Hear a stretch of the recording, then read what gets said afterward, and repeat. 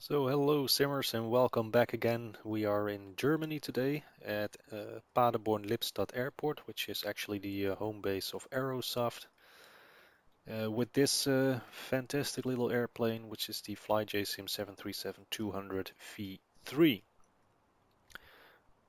which I bought yesterday. It was released yesterday or last night, and I bought it last night, and I made a first flight last night from the Grand Canyon to Las Vegas.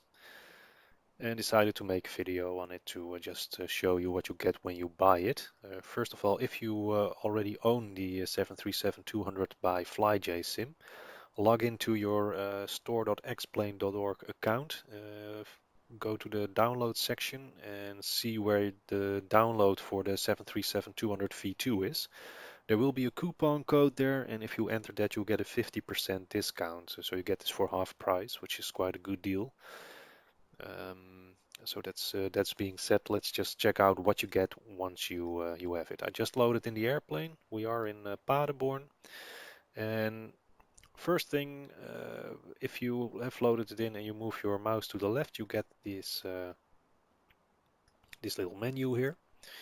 Top one gives you the takeoff and landing speeds. This gives you the weight and balance section.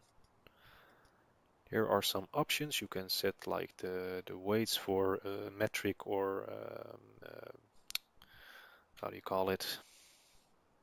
Imperial settings. You can switch on and off passenger sounds, etc.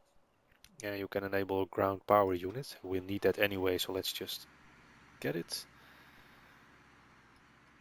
You get the sound effect, but it doesn't show the actual card. That's a little bit of a disappointment. But at least it will make it work. Door section, you can open or close doors on this airplane. So if you click here, you open the main entry door. And once that's open, you can also apply the built-in air stairs in the airplane.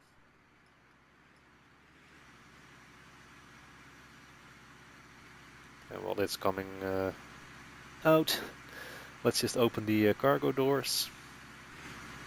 Also very nicely animated.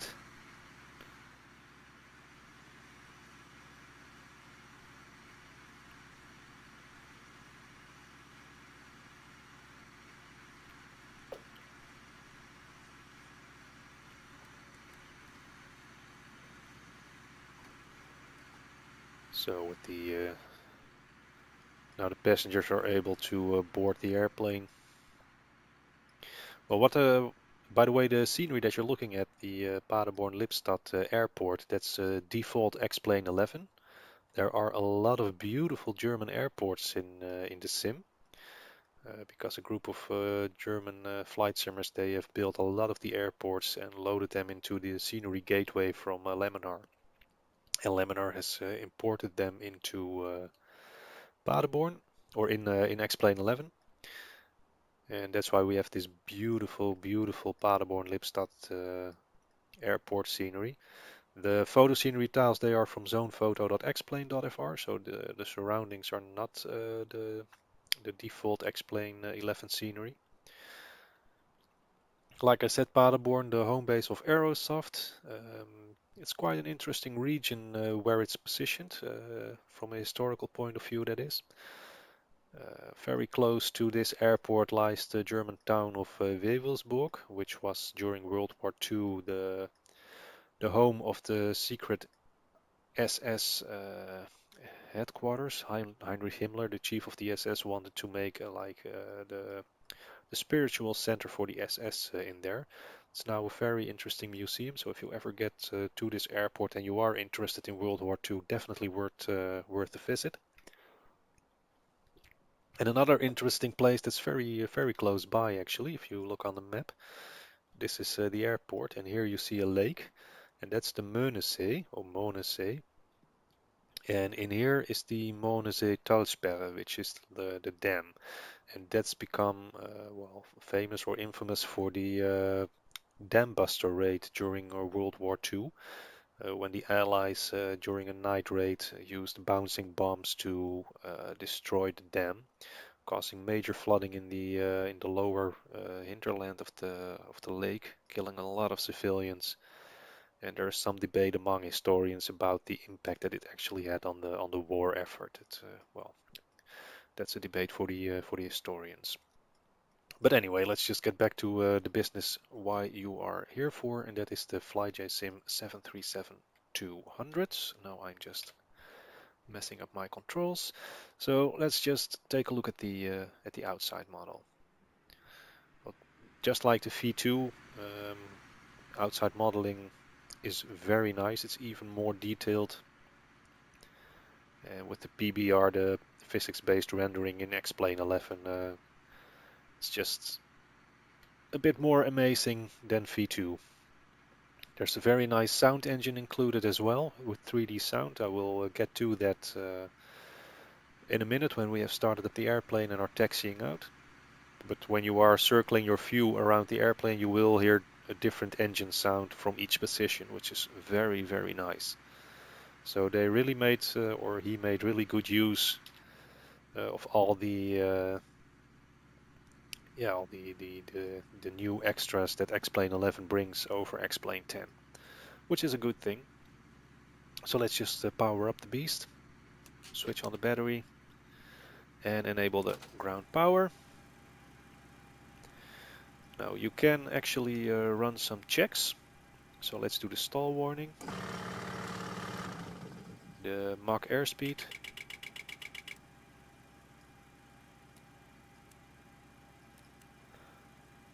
and this is the flight data recorder and the voice recorder. Test this one. Go back here. Now, by the way, the airplane comes with a set of a preset set of views, if that's correct English. If you press 9 on the numpad, you get the aft overhead, 8 the middle overhead, 7 the lower overhead, 6 is the first officer point of view, 5 is the engine instruments, 4 is the captain's side, 3 is the radios, 2 throttle, speed brakes, flaps, 1 that should be the flight management computer, or can be the flight management computer, because if you go to the settings menu in here, you have an option to engage or disengage the default X-Plane 11 flight management computer. Now I always switch it off. This airplane was built a long time ago, way before there were flight management computers. So it was designed to be to navigate with some old school hardcore VOR to VOR land-based nav equipment. So there's no IRS, no flight management computer whatsoever. We're gonna make a flight from Paderborn to Salzburg, and we'll do that VOR to VOR, just the way this airplane used to be flown in the old days. And there's also a preset passenger view. Now, as you can hear when you are in the cabin, you hear the passenger sounds. You can actually open and close the blinds. And another good feature on this airplane, if you sit in the flight deck, you don't hear the cabin. But as soon as you open the cockpit door, you will hear the cabin. So that's pretty neat, pretty nice detail. Just leave it closed. And let's just set up the airplane for our flight today. I already made one attempt just a few minutes ago with this the same flight, only I crashed, and the reason for that is that if you use this scenery, if you go to Paderborn-Lippstadt, you have to make sure that the option in the settings menu, in the general settings that is, for runways follow terrain contours, you want to switch that off. I didn't do it in the previous flight, and then somewhere down the middle of the runway there is actually like a 6-foot bump in the runway. It just lowers all of a sudden. And I was doing my takeoff run from runway 6, which we will be using today, and at about 80 knots I crashed full into that. So I had to restart the video. And that's the reason why the nav radios are already set. Because we will fly a a departure, the Whiskey Romeo Bravo 9 or X-ray to Warburg, or Warburg 9 X-ray departure. So after takeoff you make a right turn heading 077, that's set. And then we will intercept the 124 radial towards Warburg VOR on 113.7. So I have set 113.7 in the nav1. And after Warburg we will make a right turn towards Fulda on 112.1. So I've set 112.1 as the standby frequency for nav radial 1 and as the active frequency for nav 2. So that as soon as this VOR DME is identified, we will get a distance reading in here. So as soon as we get a distance in here, we'll know that the VOR is identified, and that will make it much easier to switch to the next VOR beacon in the navigation process. But I will show you that once we get there. And then I have the 114.9er as the standby in nav2. And 114.9er, that's the Erlangen VOR, which is down here in Germany. And that will be the next waypoint en route. So back to the flight deck. Well, there are some other things you can test. For instance, all the lights. The lights tested work. Well, I'm not going over it in too much detail right now. But a good thing it works.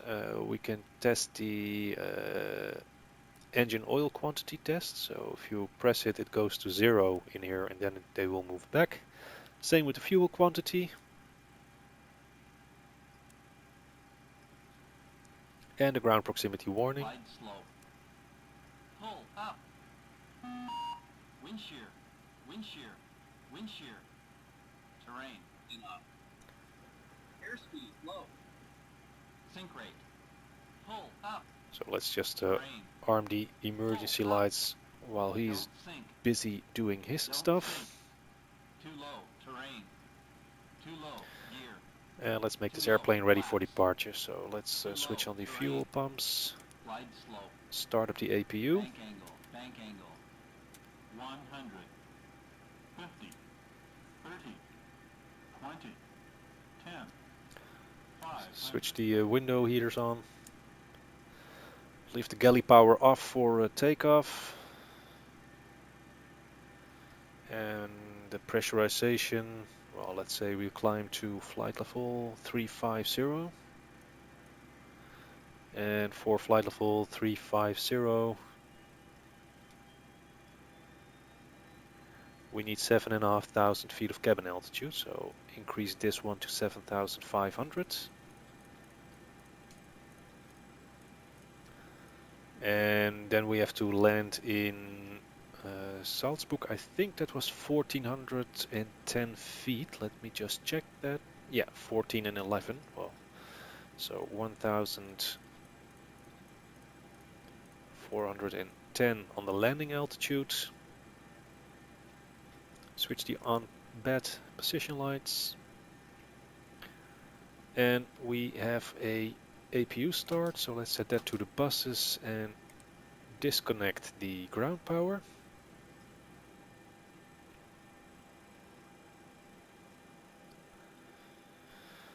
And then we can basically close the doors and be on our way. So let's just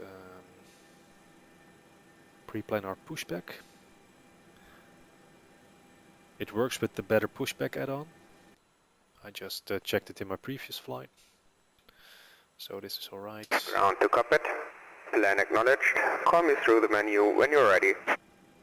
Alright, so let's start closing the doors here.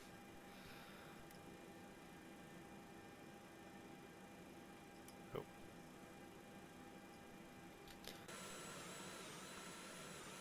They are. Call in the duck.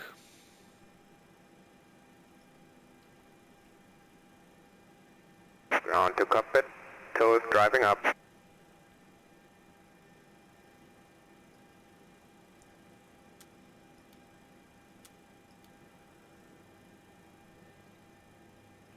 Also a very nice feature on this airplane is they have added a maintenance system.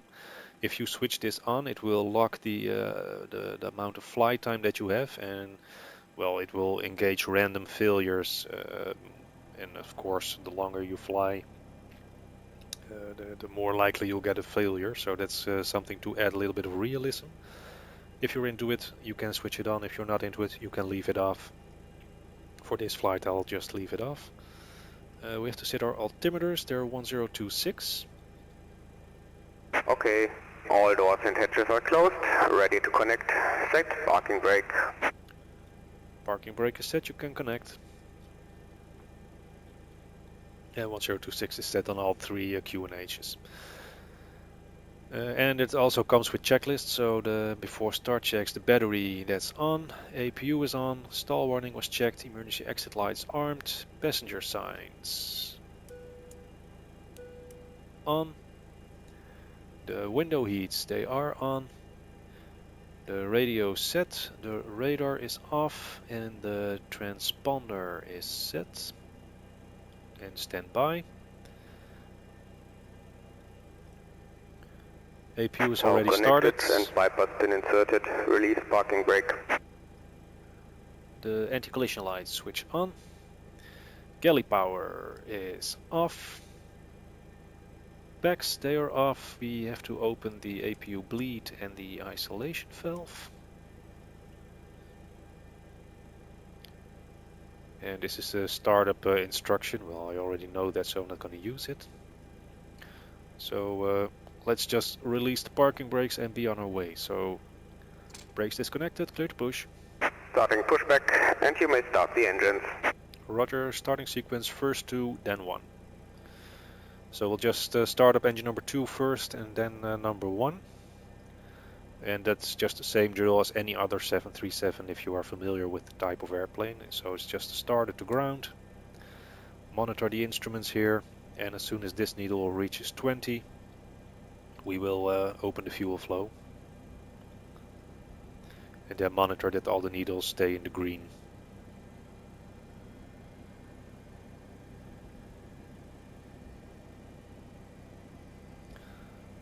So engine number 2, fuel flow on.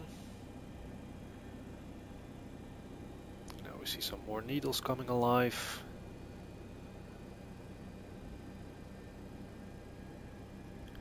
Start a cutout.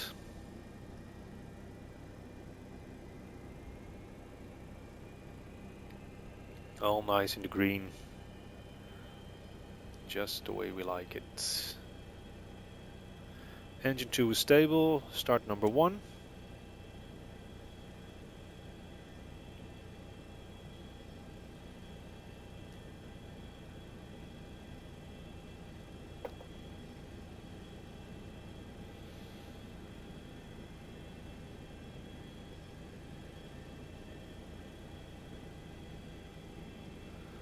On 20, so fuel flow open.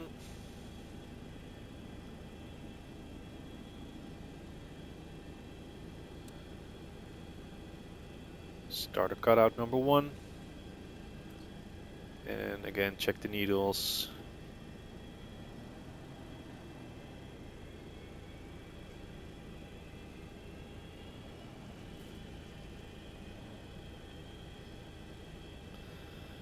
And number 1 is stabilized. I'm not really sure what this tuck driver is doing right now. It didn't do this on the previous flight attempt that I made.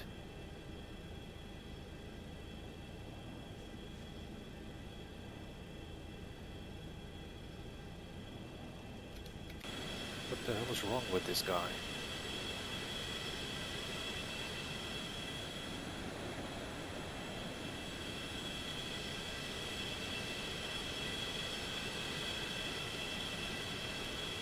Well, I just set the parking brakes and stopped the pushback.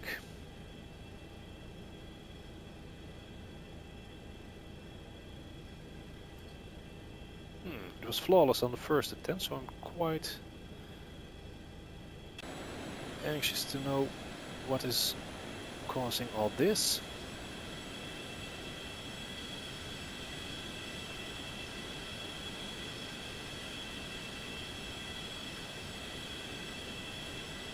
Operation complete. Please set parking brake. Brake is set, clear to disconnect. Disconnecting tow. Stand by. Well, Let's switch on the electric hydraulic pumps, the pitot-static heats, set the engine generators to the buses, set the isolation valve to auto, close the APU bleed and switch the APU off, set pressurization to flight mode, galley power on, and the yaw damper can be on.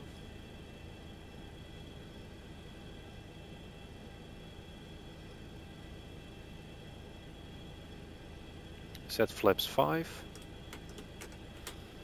and do a flight control check. So full left, full right, neutral, down, Tower is disconnected up. and bypass pin has been removed. Hand signal on the left. I'll see you next time. Have a safe flight.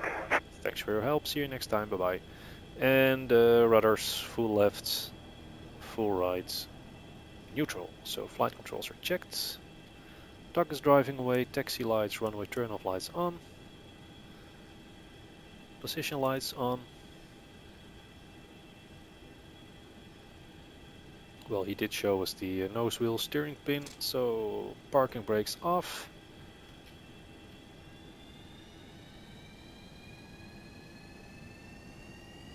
And off we go.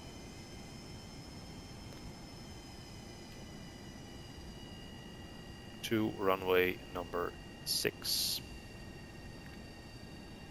So we'll just take a right turn here. Or the next one. Might be a better idea.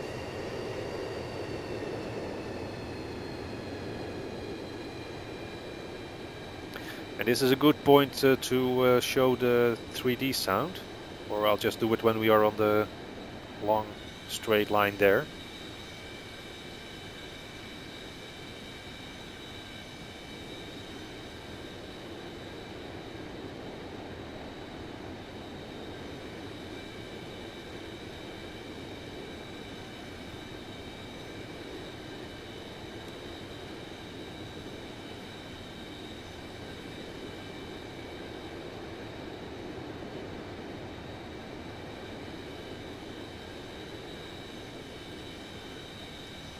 So if I move the camera view around the airplane, you will actually hear the sound change all the time.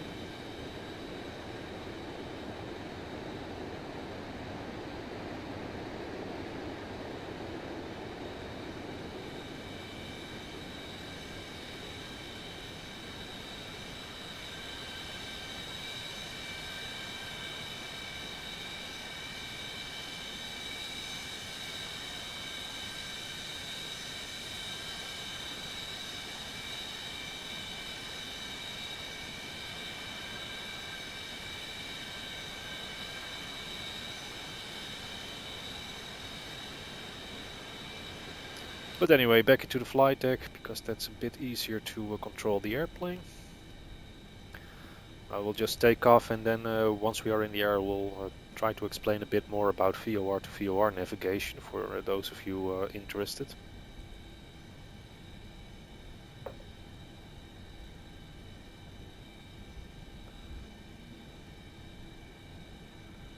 So let's just see, we'll go to the right here. Landing lights on, strobe lights on.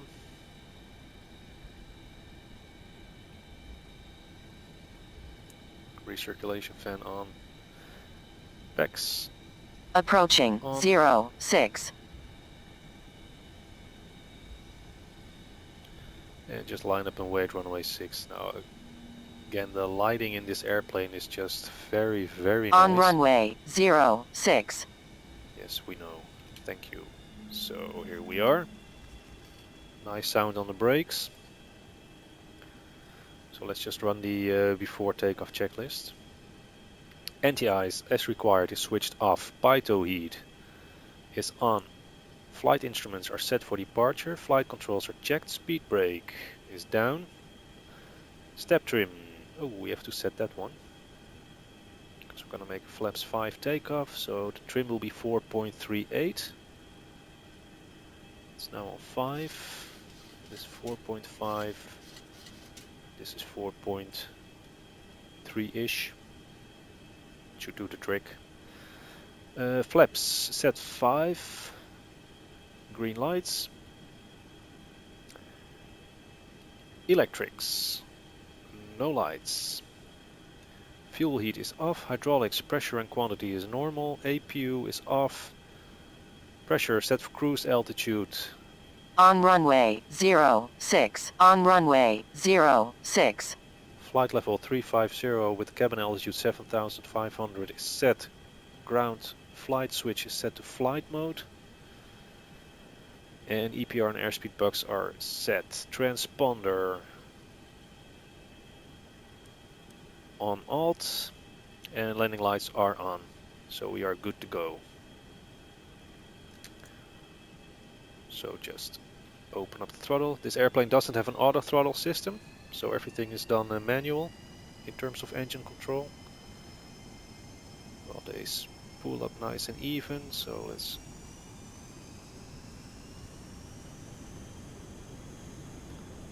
set engine power for takeoff. This will do it.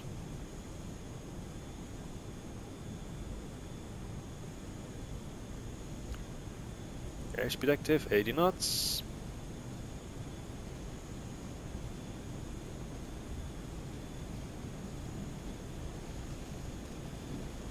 .20 and rotate. Positive rate, gear up.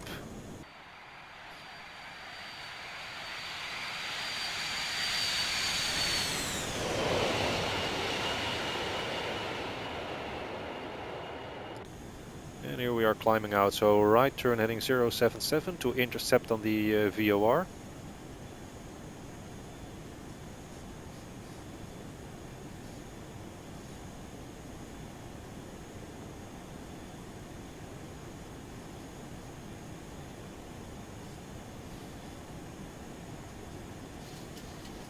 And the manual flying on this airplane is lovely. Flaps 2.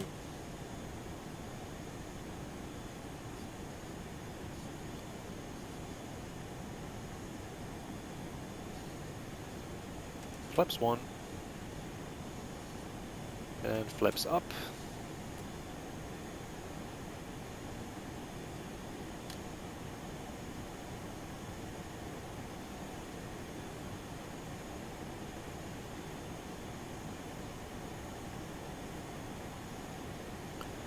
Right now I can switch on the autopilot, so autopilot engaged, heading on, and change this one to VOR lock. And now it will make a right turn to establish on the selected heading. Let's say we are clear to climb flight level 10290. Gear up and off. Outboard landing lights off, runway turn off, lights and taxi lights also off. And set the altimeters to 1013.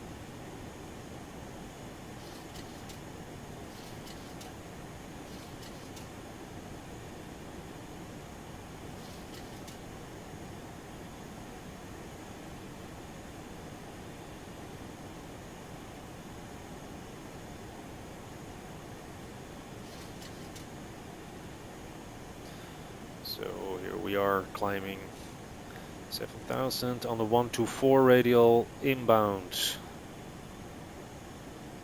Warburg, and then we have to make a right turn to go from Warburg to Fulda on a course of 160. We have 12 miles to go, so what I'll do now is I'll dial up the heading for the current plane heading. And then as soon as we are well, within like 7 miles or something, I'll switch over to heading select, flip over the frequencies, because the nav2 is now identified, so Fulda is identified. And then we'll just change course to 160.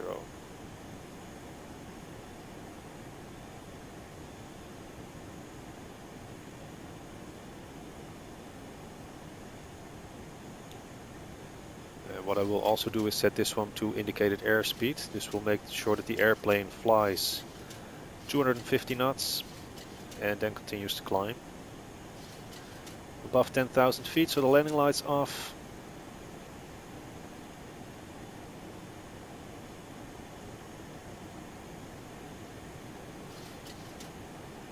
Stabilizer out of trim.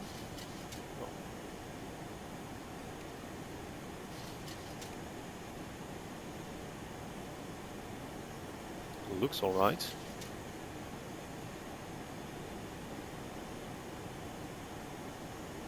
And now when the speed needle is coming up on 250, you will see the vertical speed starting to increase, maintaining a vertical speed to climb to the altitude selected in the alt select, whilst keeping 250 knots. But we are already above 10,000 feet, so we will increase this to 300 knots.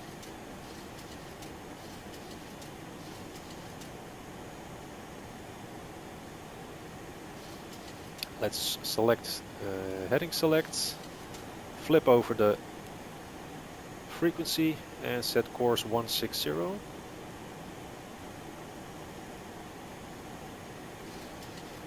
And go back to the VOR lock.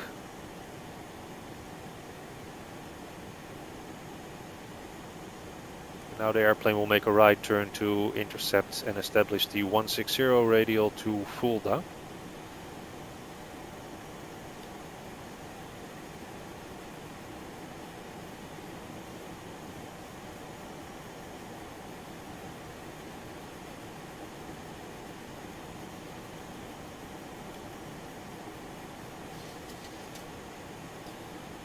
And again, always dial up the heading back to your current heading.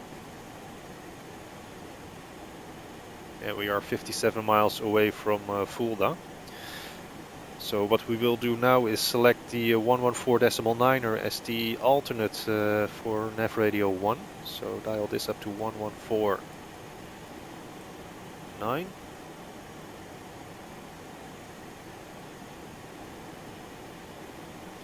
And also switch this one over. And that's already identified. We are 133 miles away from Erlangen. So that's pretty good. And we have to fly that stretch on a course of 130.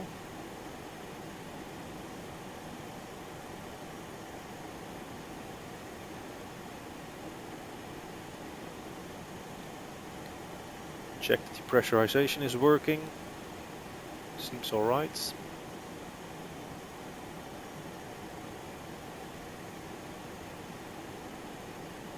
And set our cruise altitude 350.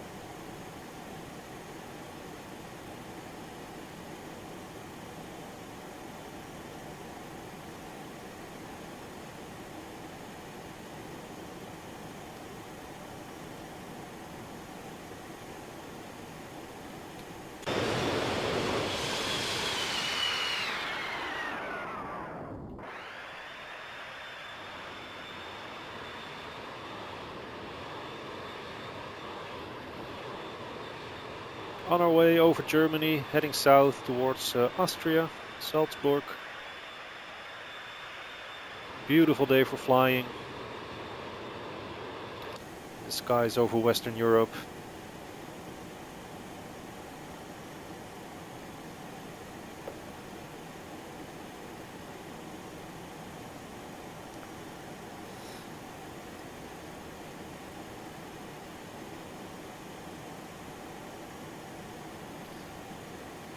Now, for those of you who are not familiar with the navigation process in this airplane, as you see, I'm using VOR, so I'm entering frequencies, changing courses, etc. Let me just explain that. If you already know this, you can just skip this part of the video. But if you look at the map of Europe that I have here right now, the green markers are airports. I can switch them off. All across the globe there are on land and sometimes on sea, like oil rigs or ships or whatever, mostly oil rigs or small islands. there are navigation beacons.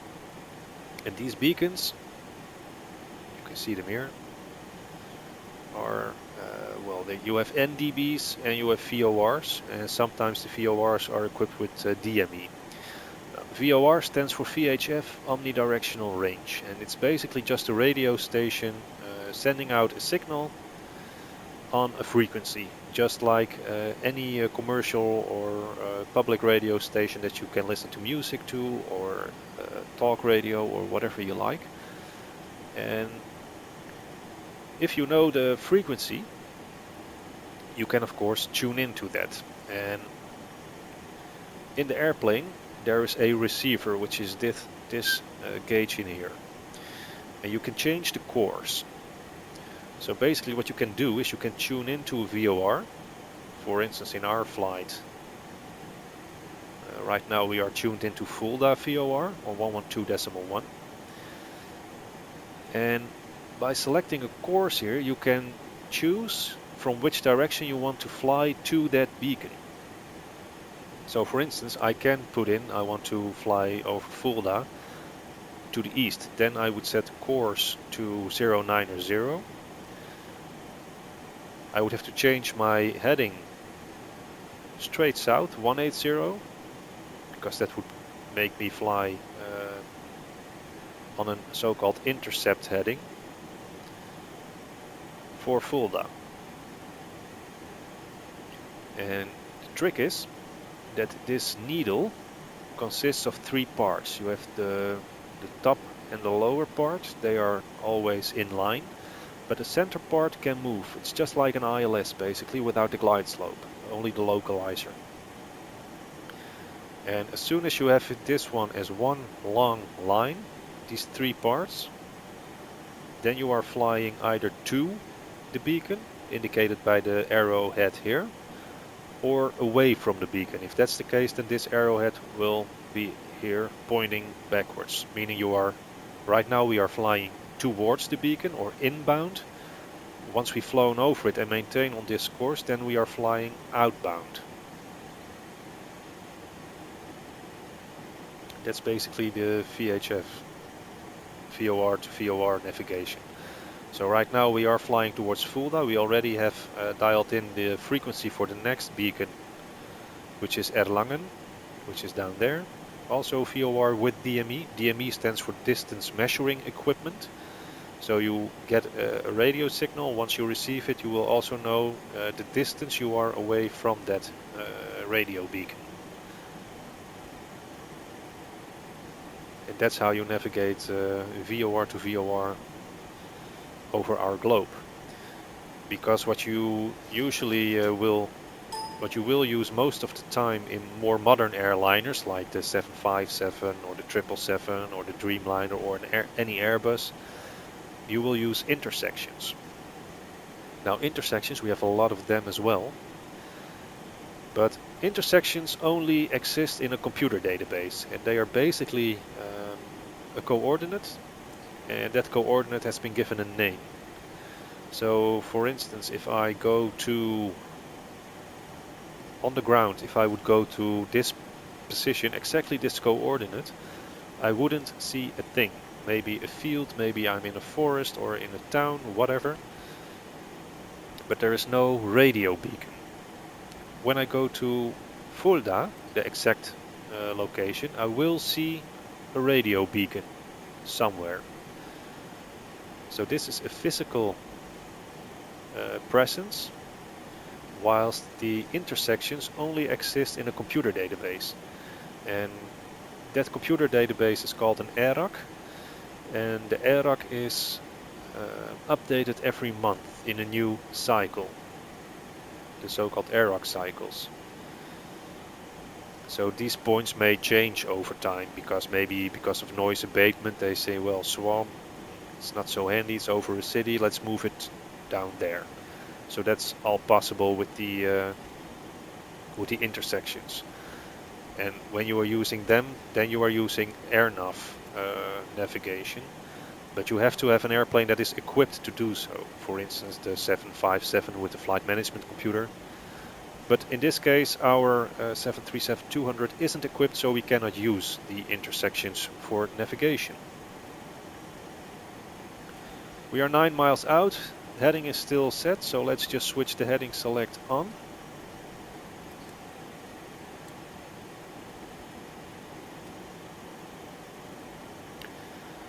And switch frequencies to 1149 and course to 130.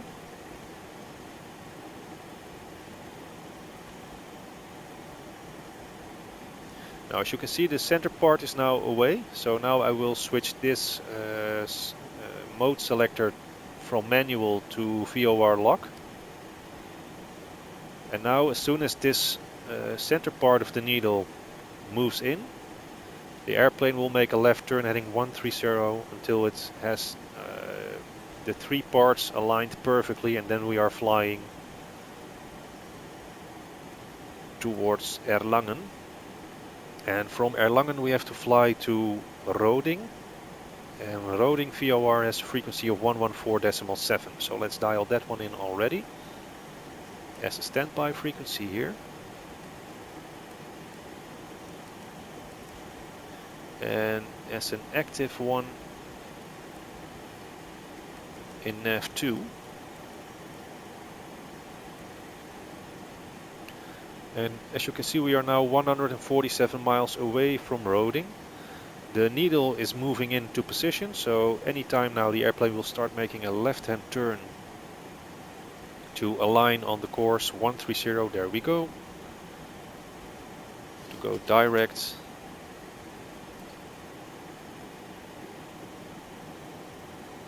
To the next waypoint, and as soon as we are straight and level, I will dial up the heading buck just as a backup system. Just added in a little bit of extra thrust to get us climbing again.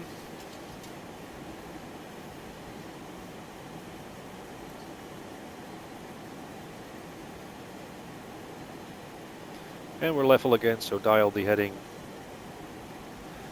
There we go, 77 miles to go to Erlangen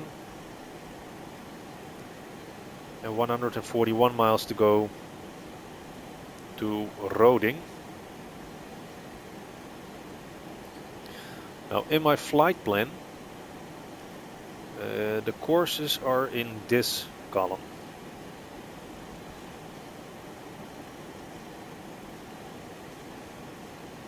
And what's also in this column is the lag distance. For instance, from Paderborn towards Salzburg is 303 miles. From Paderborn to Warburg is 20 miles, leaving 283 miles to fly. From Warburg to the boundary is 33 miles. And then it's another 24 miles to the Fulda. So Warburg to Fulda, that was 57 miles. Then it should be 17 miles to our top of climb. Well, we're not going to make that one, because I wasn't paying attention to the thrust setting too much. So we climbed a lot slower than we were supposed to be. And another 66 miles from there to Erlangen. So all in all, from Fulda to Erlangen should be 83 miles. Then it's another 49 miles to our top of descent. So 49 miles after Erlangen, we have to initiate our descent. That's important information for us.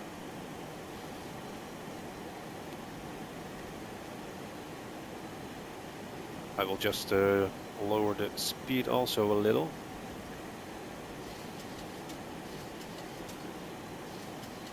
Giving the airplane the ability to climb a little bit faster. Well, much faster.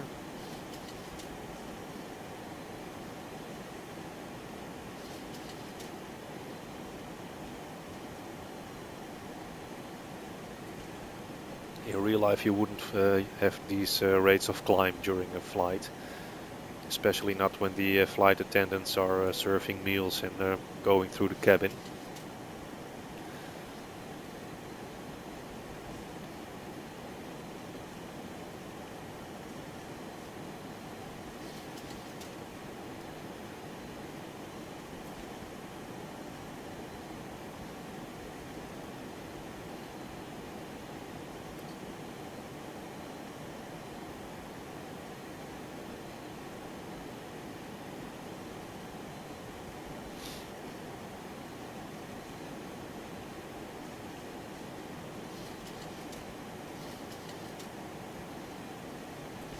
So let's just help this airplane with the final 4,000 feet of climb.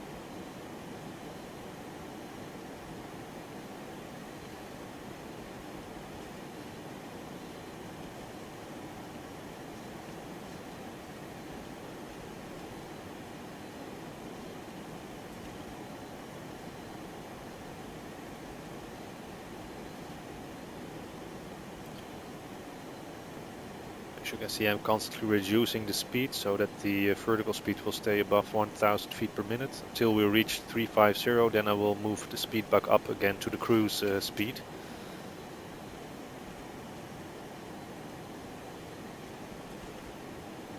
That's what I like about this airplane. It's really hands-on. You have to stay, keep your head with it, keep paying attention. Another 1,000 feet to go.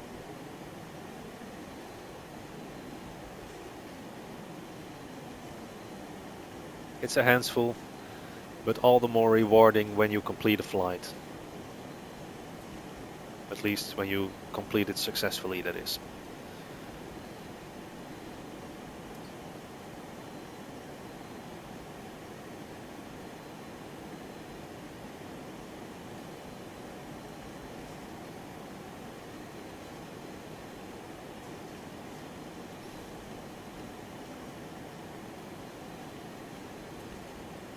So 200 feet to go.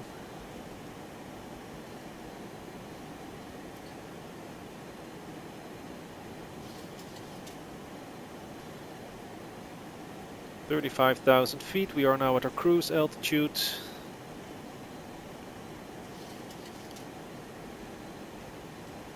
Gain a little bit more speed.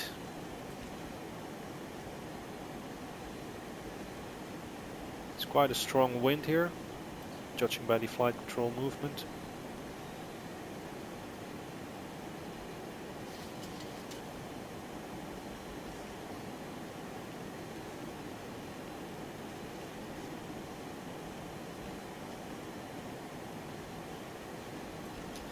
Now we're making nice progress, and the shape looks just like our flight plan, and that's of course what we are working for.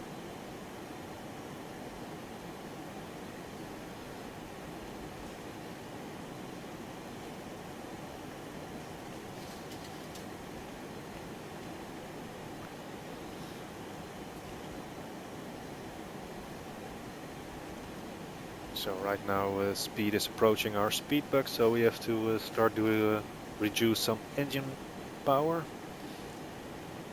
So let's ease back on the throttles.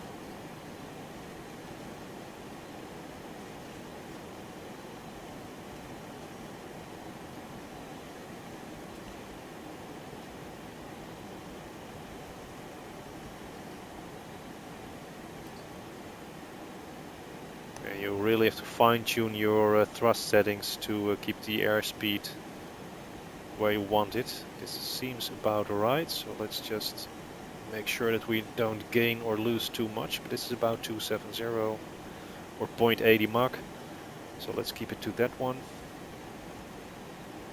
Let's just see how it goes. Still wants to increase a little, so let's just reduce slightly more.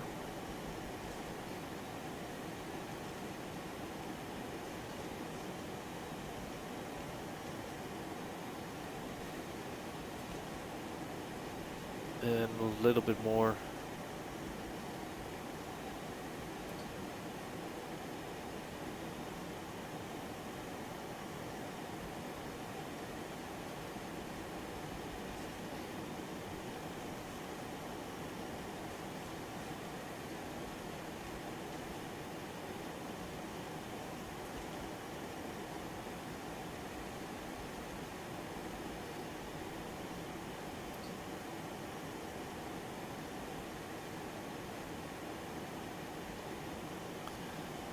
Alright, so 21 miles to go to the next waypoint.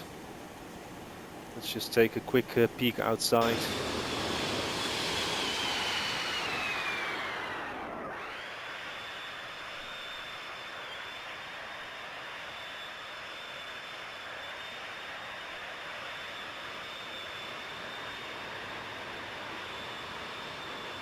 Again, all the photo scenery by zonephoto.x-plane.fr.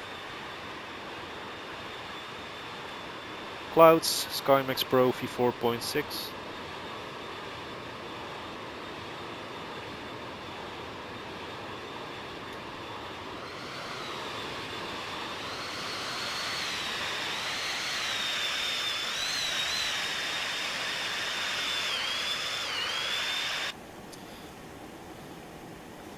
You really get that awful, at least for your ears, awful, painful sound from those old jet engines. I really like that. But anyway.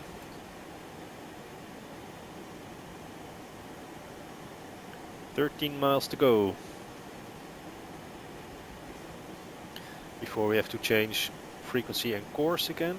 And the course that we have to fly from Erlangen to Roding is 122.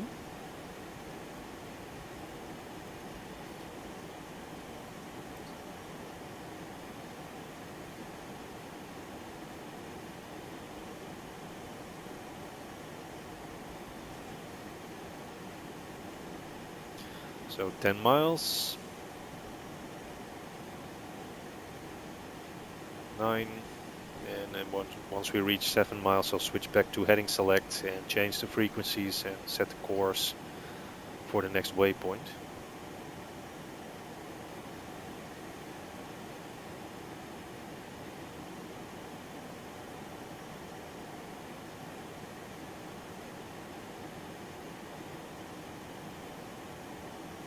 So 7 miles, heading select is on. Flip the frequency to 1147 and change the course to 122. There we are.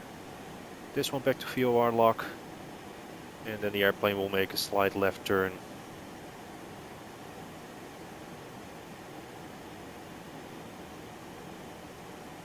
There we go.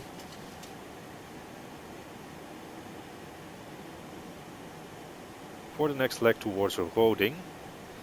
Now what I will do is I will set the 1149er in nav2, because this will now count the miles that we are away from Erlangen, and we know that after 49 miles we have to initiate our descent. So I'll just leave this one to 1149er for now. And as soon as this one tells us that we are 49 miles away, then we can start our descent. I will also set the next VOR, which is Salzburg, 113.8 already as standby.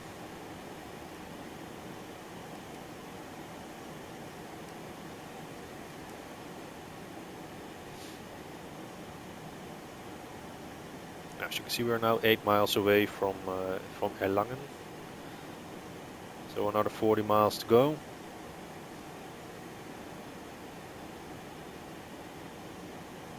And then we have to start our descent, so it's time to do our descent preparation. We will make a ILS approach into runway 15 in Salzburg on an ILS of 109.9. So the minute we have switched the frequency here to the Salzburg VOR, we will immediately set the standby frequency to 109.9 being the ILS for runway 15 on a course of 154. Now Salzburg is located in an area that has quite a few high mountains surrounding it, so definitely worth to check out the terrain. Especially in the go around phase, we have to go around, and at 2 miles OES, which is the ILS, we have to make a left turn back, climbing left turn to keep clear of the terrain. So that's very, very important in case of a go-around. Maintain runway heading until we are 2 miles away from the airport. Then make a climbing left turn, staying clear of all the high-rise objects, the mountains, etc.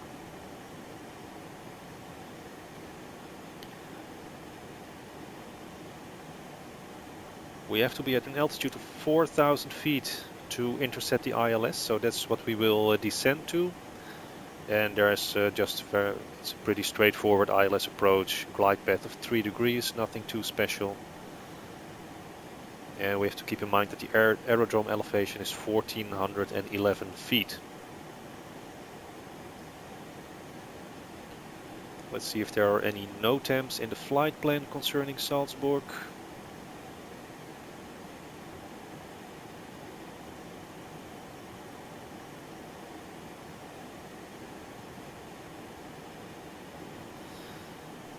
ILS, runway 5 on maintenance. In case of low visibility, maintenance will be suspended and ILS will perform to cut 3. That's valid from 15th of January. We are on the 13th, so that's of no concern to us. There are 2 cranes erected in the immediate area. They should be there right now. Well, there are a lot of cranes erected actually, so a lot of building going on in Salzburg these days. Departures not available.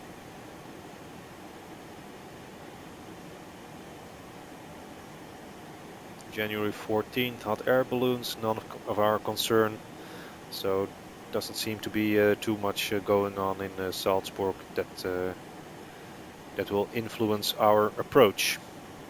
So that's the approach briefing completed.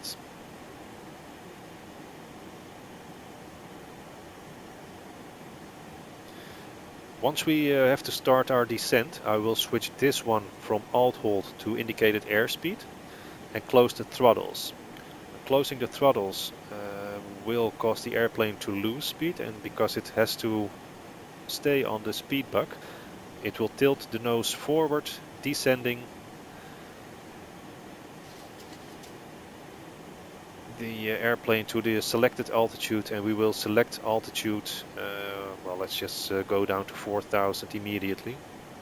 Or no, let's go to 10,000 feet. Another important thing to know is the transition altitude in Salzburg, so let's see what that is. It should be mentioned, 10,000 feet. So let's descend fly level 100 or 10,000 feet, transition the altimeters, and then continue our descent to 4,000 feet. That's the procedure. We don't have ATC, so we can choose that ourselves. Of course, in real life you are dependent on your ATC instructions, but well, not for us today. We are 37 miles, so another 12 miles. Let's set the auto brakes to medium already.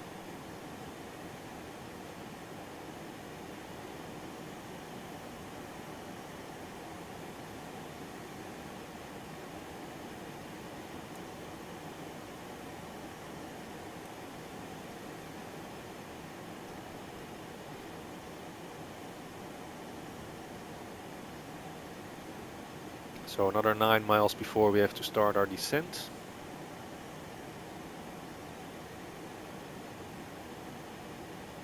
So I will set this one to 10,000 feet already. I can do that because this one is set to the alt hold mode, so it will maintain the current altitude.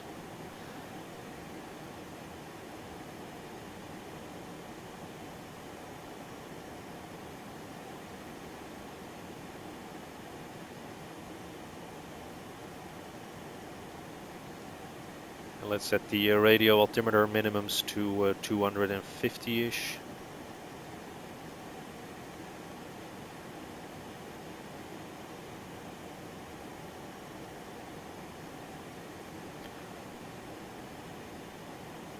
Six miles.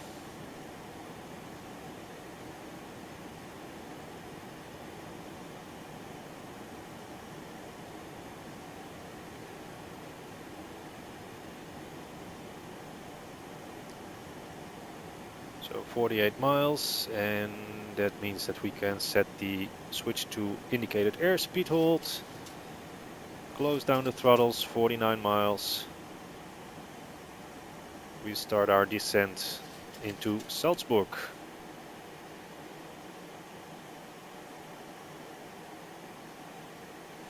We're now flying over the beautiful southern part of Germany. And Salzburg is of course very, well, it's close to the Alps. In fact, the town of Berchtesgaden is very close to Salzburg. And Berchtesgaden, again, also infamous because of World War II. That was the place where the Berghof, or Adolf Hitler's residence, was. Haven't been there, but I saw pictures and it has a beautiful, beautiful landscape. The Berchtesgadener Land is definitely on my wish list to go to someday, because it has stunning, stunning landscape scenery. But we'll see. Anyway, we don't need the Erlangen anymore, so let's just switch this one to alternate 1138. 71 miles away from Salzburg. We are now 10 miles. So again, once we are at 7 miles away from this waypoint, we'll switch again to heading select, change the frequency and course. Final leg to Salzburg is on course 164.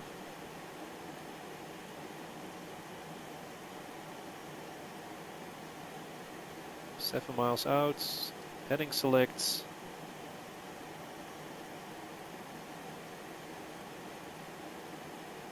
Course 164.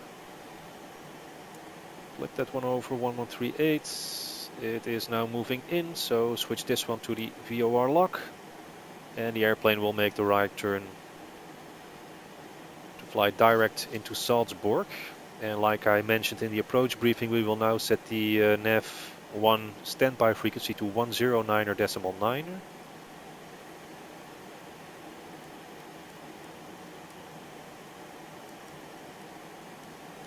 By the way, you can always see which of the two is active because the light is illuminated at the active frequency.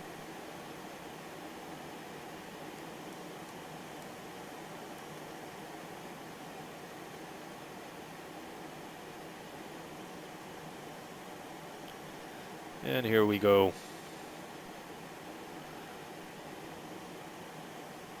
"62 miles to go to Salzburg.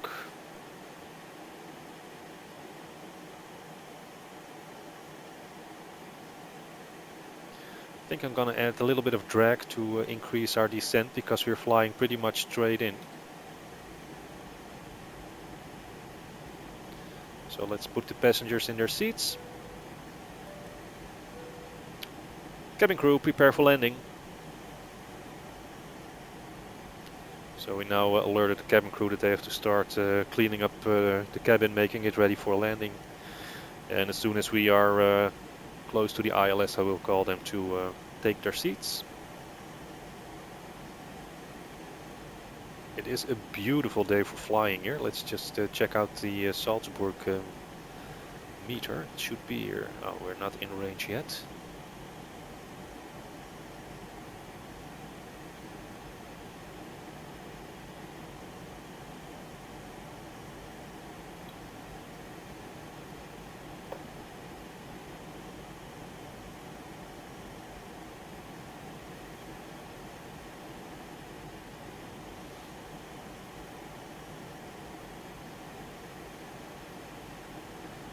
Pressurization is still okay. Check the recall. And let's just check the checklist to see if we missed anything. Seatbelt signs, they are on. Anti-ice is not required. Landing lights, well, not yet on. Altimeter is not yet set. This is all coming in once we reach the transition altitude, so we'll get back to the checklist then. The Alps are now starting to appear on the horizon.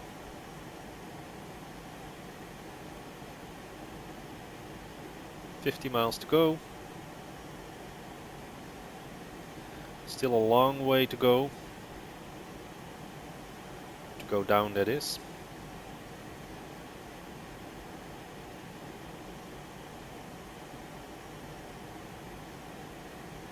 So I won't be surprised if we have to make a holding. I have to set the heading buck.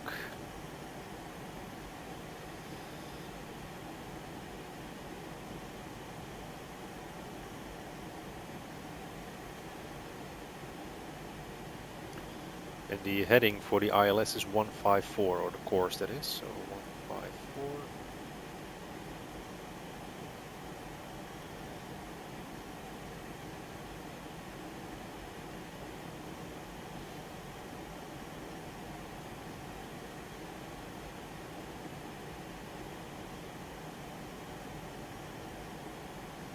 Let's increase the drag. I have to descend a lot quicker because we also need a 10-mile final. The Salzburg VOR is at the airport, so basically we only have 33 miles to go before we have to intercept the localizer, and we have to lose speed. So it's going to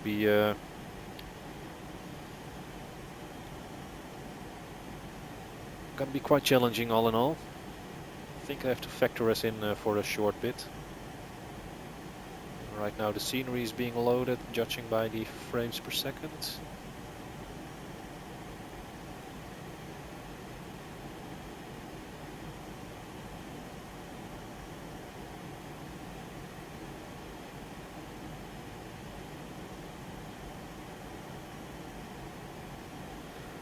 And if that doesn't improve, we'll have to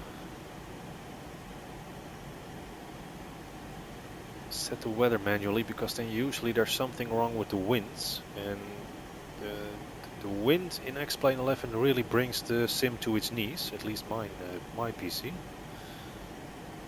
Here we are, Salzburg.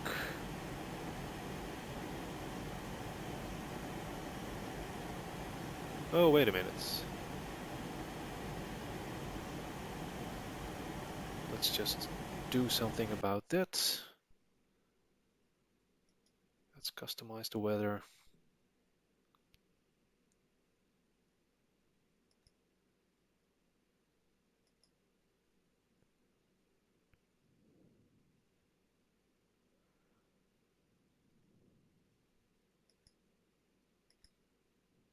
See if this works.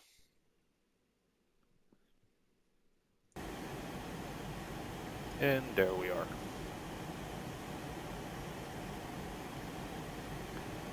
Salzburg VOR is not at the airport as I thought, so we do have a little bit more time. That's very convenient for us. But I still want to descend a lot quicker than I'm doing. We are -10, we have visible moisture, so let's just switch on the anti-ice for this part of the descent.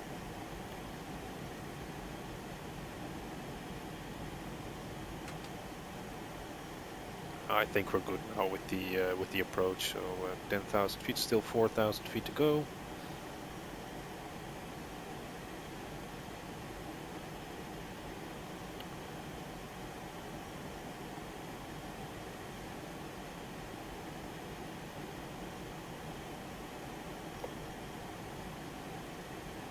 We can basically try to switch on the weather radar.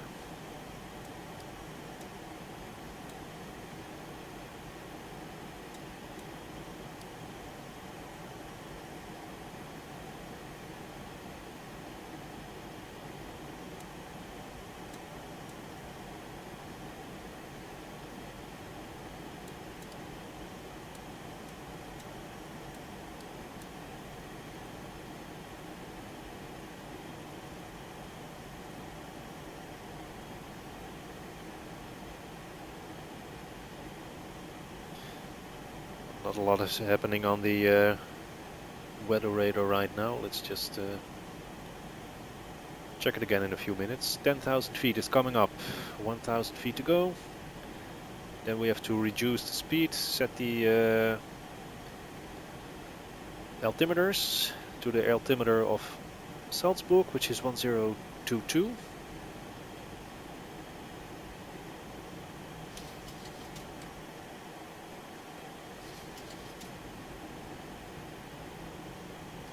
reduce the speed to 40 knots, QNH 1022.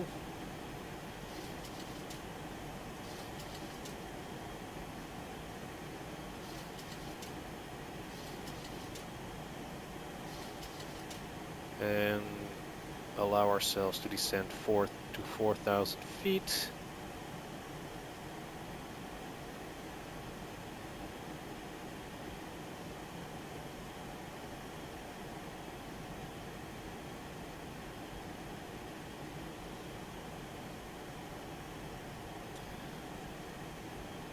We had like 7 miles visibility in Salzburg, so that's not a lot.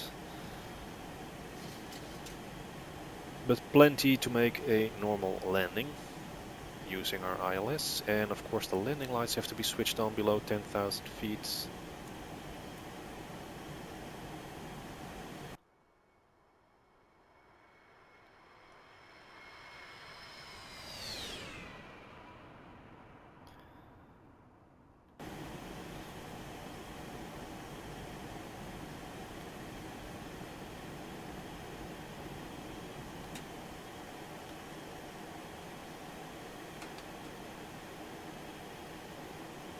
Speed brake is armed. Can ease our descent a little.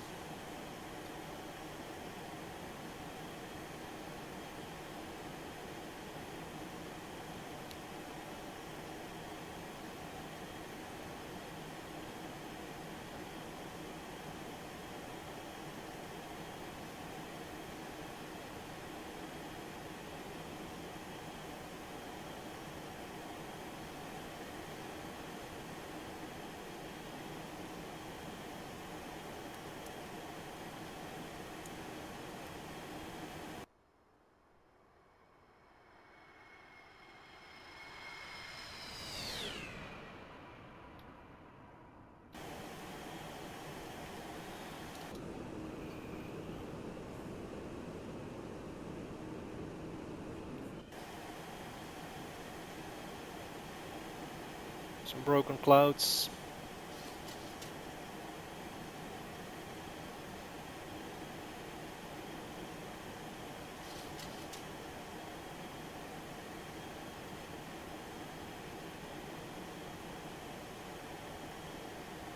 I think that the minute we arrive over Salzburg Fjord, we have to intercept the ILS. I will then call the cabin crew to take their seats. And then we'll just fly the ILS runway 15. And as soon as we have visual contact, I will disconnect the autopilot and fly it manually, or at least make an effort, try to do that. We'll just see how that goes.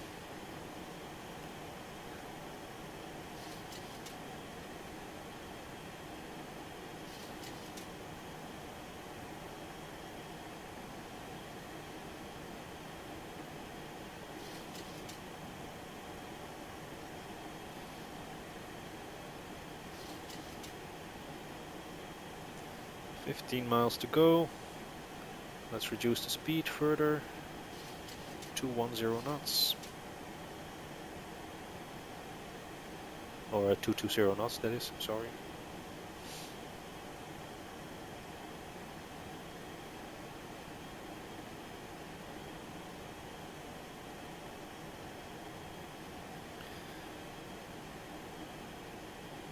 Because we have to intercept the ILS over at Salzburg. I want to be at like 180 knots, so let's reduce to 200 knots right now.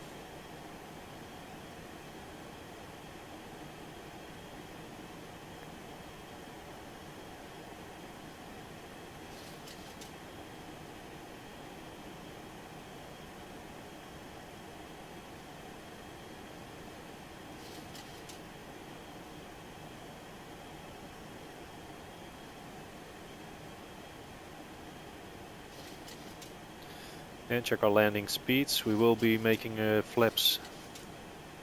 Well, what shall we do? Flaps 30 landing, speed 121.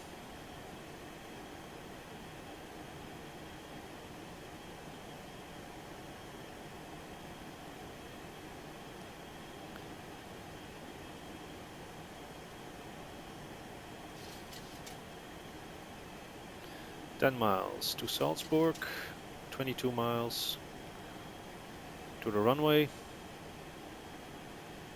We should be all right here.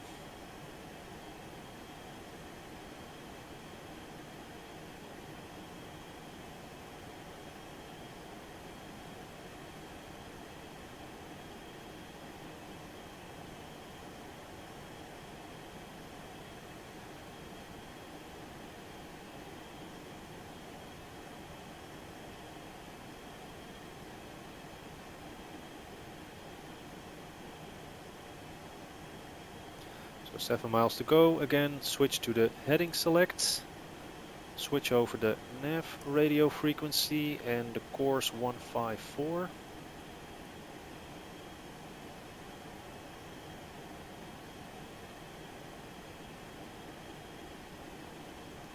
"4,000 feet is coming up. Let's reduce speed 180 knots. Set flaps 5.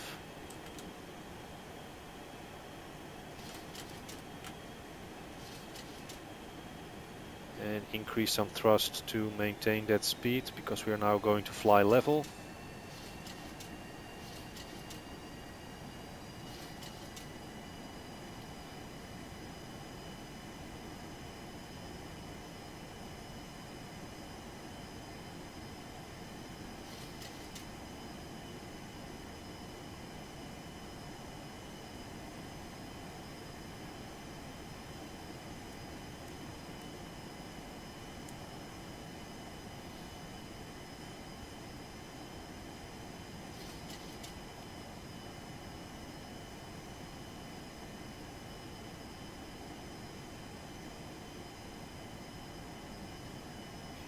Increase some thrust. Speed is decreasing just a little bit too much.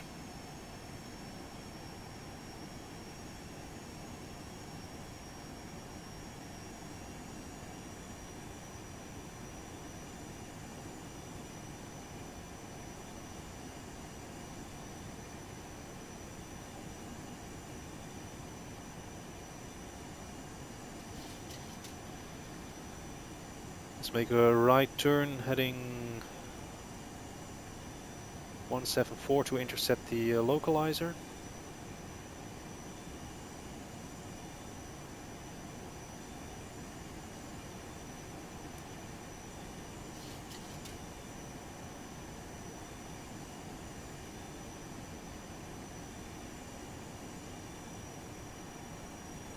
Localizer's alive, so set this one to auto approach.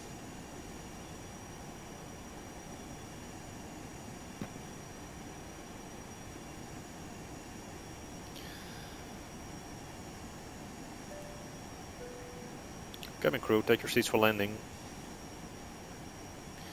And intercepting and establishing on the localizer right now. Set heading 154. That's the missed approach heading. Let's see what the missed approach altitude is.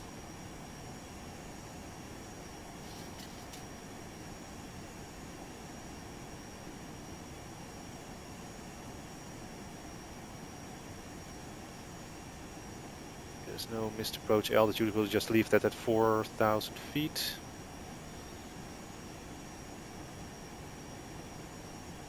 "10 miles to go, so let's reduce our speed.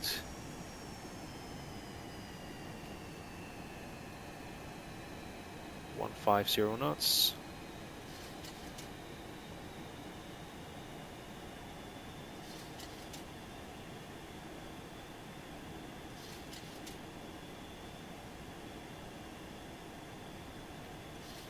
Now let's run the checklist. Seatbelts on, anti-ice still on, altimeter set, radio altimeter set, flight instrument set, hydraulic normal. No smoking's on, spoilers armed, auto brakes armed, gear not yet down. Okay, flaps 10. Runways in sight.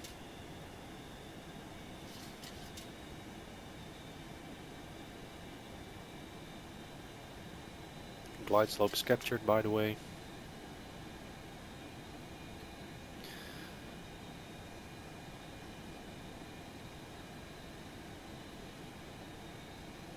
Flaps 15. Increased thrust.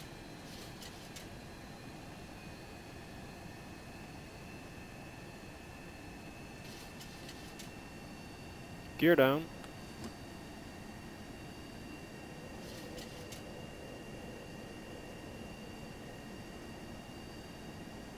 Flaps 20.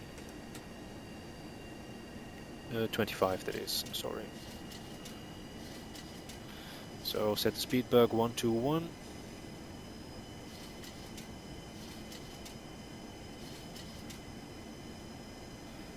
And flaps 30.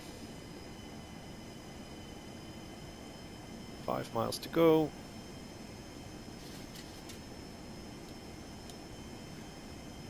Well, second landing is a low visibility landing immediately. That's always nice. So increase the thrust a little bit.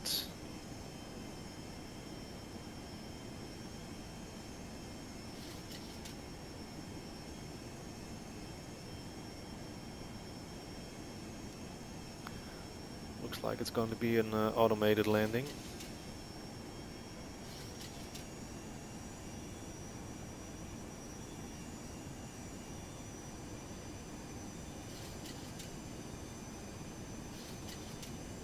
So landing checklists.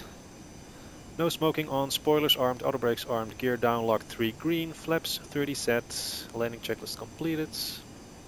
Missed approach heading and altitude are also set.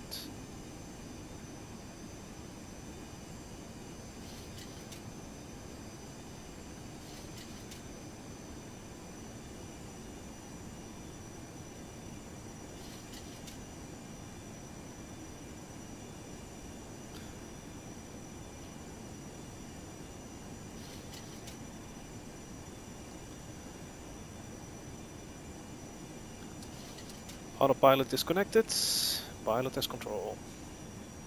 We're going manual, we have good visibility with the runway right now. Approaching 1-5. Check 1-5.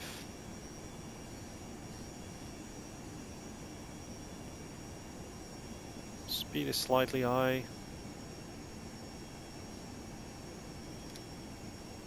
We are slightly low.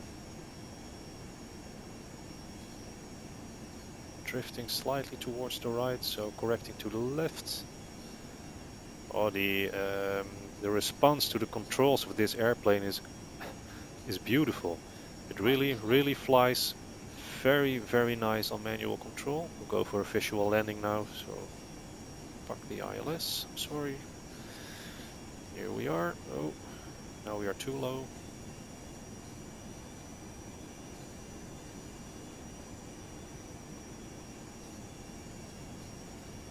And here we are. Hey, we have 2 runways here. Ooh. Something wrong with my scenery here in Salzburg. Anyway, let's reverse. I don't know what's wrong here. I was a bit surprised by the 2 runways lying next to each other, so that kind of screwed up the landing. But anyway, we're not here to discuss that. Back to the subject of the FlyJSim 737-200. Amazing little airplane, flies beautiful. I really don't know what's wrong with the scenery here, but this is it's just like there are 2 airports in here. But anyway, spoilers retracted. Flaps up.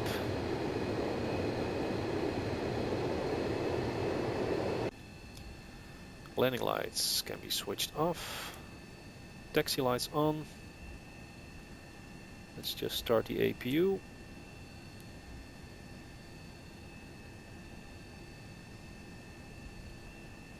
I wonder what's wrong with my Salzburg scenery there. It definitely looks like there are 2 airports in here.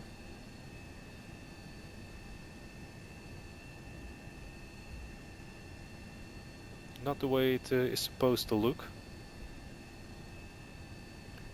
So another trip down to the scenery pack, so it might have to do with the fact that the runway follow terrain contours was switched off here. I think that influences the payware Salzburg scenery that I have.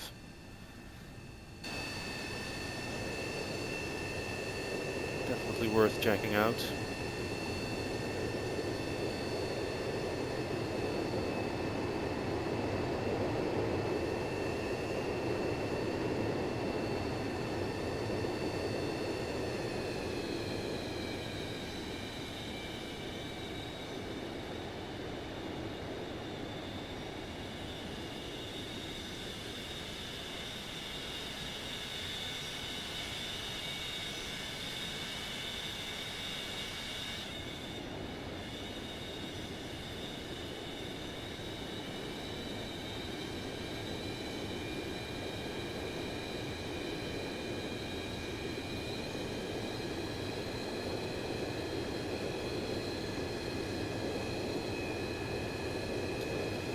So let's park here at Whiskey 2, shut it down. And that will conclude our flight. So, parking brake set.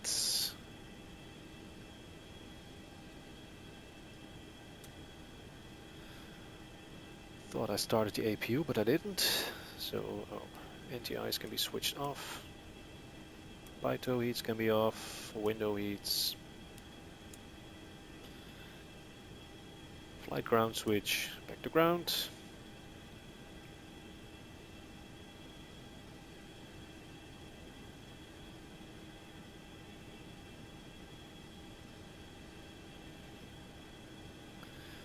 And when the APU is online, we will set that to the buses and switch off the engines. There it goes. Here we are. APU to the buses. Shutdown. Engines. Fuel pumps can be switched off. The engine electrics. Engine hydraulics can be switched off.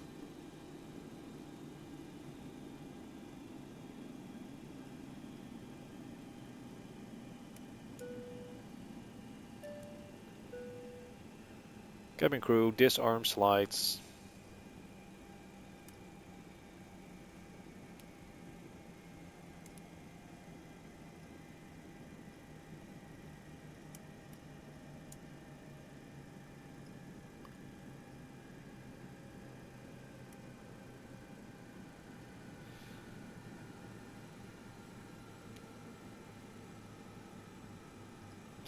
And open the cargo doors.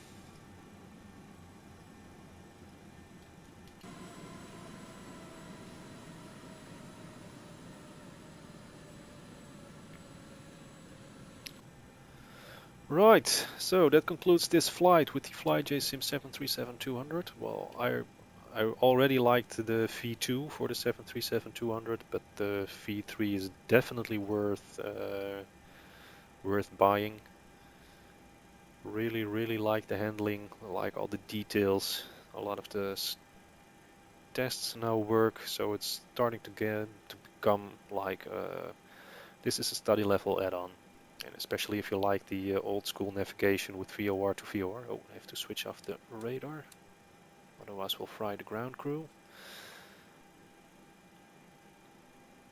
And yeah, well, I can only recommend this one wholeheartedly. So thank you for watching. If you have any tips, tricks, questions, comments whatsoever, please leave them in the comment section below. Thank you for all the likes and subscriptions. I really appreciate that.